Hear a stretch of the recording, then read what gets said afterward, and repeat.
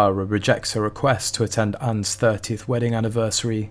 In 1973, the Princess Royal married her first husband, Captain Mark Phillips, with whom she had her 2 children, Zara and Peter Phillips, before the separation in 1989 and divorce in April 1992. Now Princess Anne has celebrated a 3rd decade with a quietly dependable husband. The Princess Royal is regularly touted as the hardest working royal due to the number of royal duties she carries out every single year. During a number of these engagements, Sir Timothy Laurence can be seen quietly but supportively by her side. Despite his staunch support of his wife, Sir Timothy doesn't carry a royal title and is not a working member of the royal family. Following his graduation from Durham University, where he studied geography, he attended the Royal Naval College, Dartmouth, which saw him serve on several ships during his naval career. Sir Timothy became a naval commander and served on the Royal Yacht Britannia before becoming the Queen's equerry in 1986, at which point he met Princess Anne. A royal staff member has said that the ceremony was quite low-key, and most close relatives were invited except Meghan. Anne never liked Meghan from the first meeting because she saw this as a threat.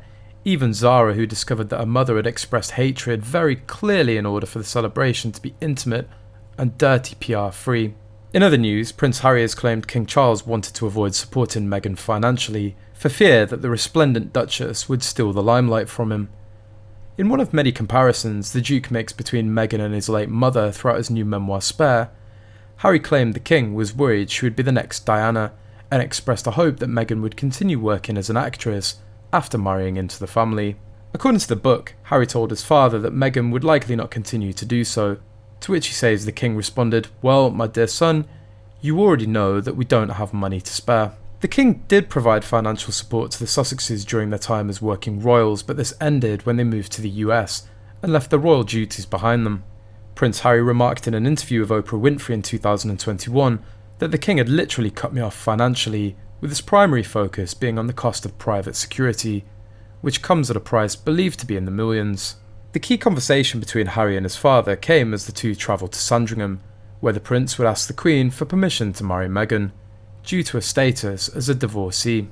According to his memoir, the pair were driving in a Land Rover when Charles asked if Meghan would continue to work as an actress, when the King then claimed he was already struggling to support the Cambridges, although Charles saw it as paying them for their royal duties, Harry wrote. The agreement, he said, required them to live in a glided cage and give up their autonomy in return for food and clothing. The King was unhappy with the attention being given to the Cambridges, Harry claimed. The Duke wrote, "Willie did everything that Charles wanted, and sometimes he didn't want him to do much, because my dad in command